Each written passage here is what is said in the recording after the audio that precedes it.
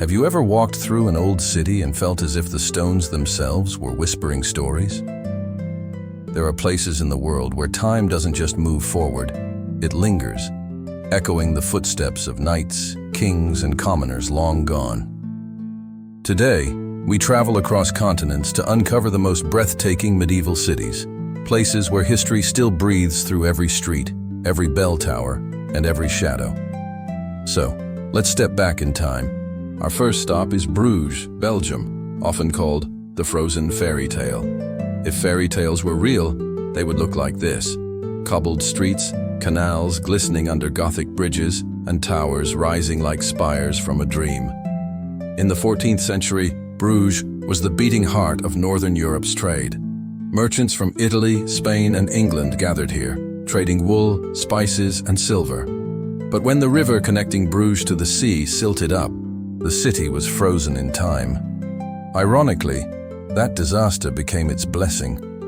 While other cities modernized, Bruges remained untouched, preserved like a medieval painting come to life. Today, walking through Bruges feels like entering the 1400s, with every reflection on the canal whispering, "You're not supposed to be here." Next, we journey to Carcassonne, France, the fortress of legends. Towering above the Languedoc plains, Carcassonne is a fortress so perfect, it looks like it leaped right out of a fantasy movie. In the Middle Ages, this citadel was the key to controlling southern France. With double walls stretching 3 kilometers and 52 watchtowers, it was considered impenetrable. The legend says that when the city was besieged for years, Lady Carcass tricked her enemies by feeding the last sack of grain to a pig and throwing it over the walls. This made the attackers believe the city was overflowing with food, and they retreated. Today, Carcassonne is one of the most visited medieval sites in the world, and from above, it looks like a dragon's back resting in the French sun. Now let's head east to Prague, the Czech Republic, the city of 100 spires. Prague is the soul of Central Europe, where Gothic, Baroque, and Renaissance all meet under one sky.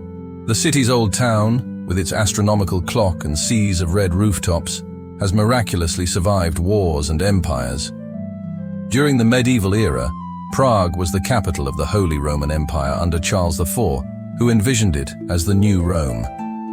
He built the majestic Charles Bridge, where kings once walked to their coronation. Even today, if you walk there at dawn before the tourists arrive, you can almost hear monks chanting across the misty river.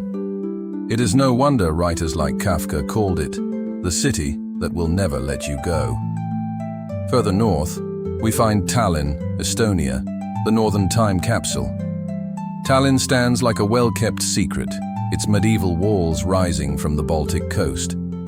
Once part of the powerful Hanseatic League, this city thrived as a trading hub between east and west. But its greatest treasure isn't gold or power, it's authenticity. Tallinn's old town has barely changed since the 13th century. The same stone towers guard its gates. The same merchant houses line its narrow streets. During winter, when snow covers the rooftops and lanterns glow against the night, it feels like Christmas trapped inside a snow globe. Even modern Estonians have a saying: "Our ancestors built this city. We just borrow it for a while." Let's travel south to Dubrovnik, Croatia, the pearl of the Adriatic. Few cities carry a nickname as true as Dubrovnik's. This walled city on the Adriatic Sea was once the Republic of Ragusa, a small yet fiercely independent maritime power that rivaled Venice. Its walls are 2 kilometers long, built to withstand both pirates and empires. But what's most astonishing isn't its beauty, it's its spirit. When the city was heavily damaged in the 1990s, locals rebuilt it stone by stone, refusing to let their history die. Today, Dubrovnik stands once again in full glory, a living reminder that no matter how many centuries pass, pride and resilience never fade. And yes, if it looks familiar, that's because it was the iconic King's Landing in Game of Thrones. Our journey continues to Rothenburg ob der Tauber, Germany, the city that forgot to age.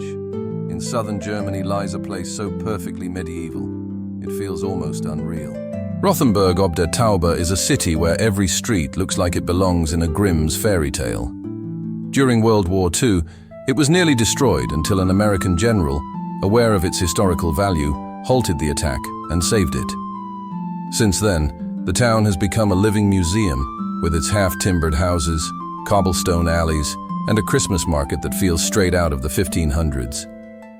Some say it's the most photographed medieval town in Europe, but its true beauty lies in the silence, when the crowds leave and you can hear the old town bell echo through the fog.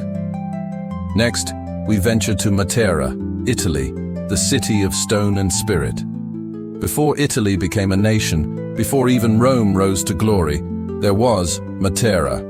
Carved entirely into limestone cliffs, this city is one of the oldest continuously inhabited places on Earth.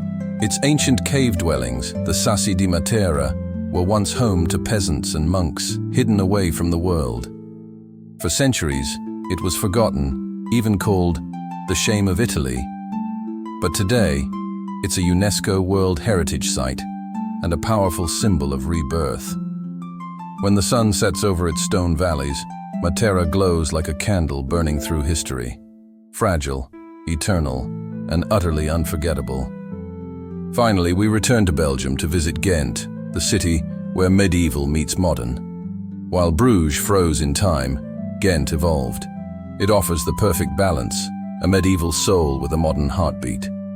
In the 15th century, it was one of Europe's largest cities, rivaling Paris and Milan.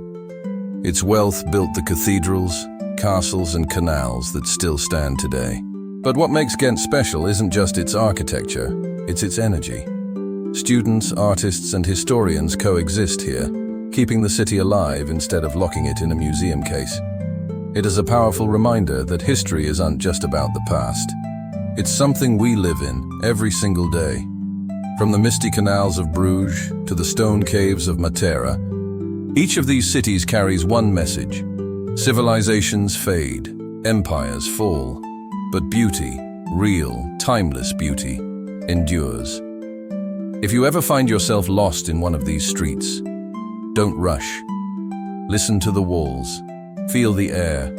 Somewhere between the echoes of church bells and the scent of rain on cobblestones, you'll realize that the Middle Ages never truly ended. They just changed their name. If you love exploring forgotten cities, mysterious ruins, and living history, hit that subscribe button and join me on the next journey through time. Because the past isn't dead, it's waiting for us to remember it. Thanks for watching.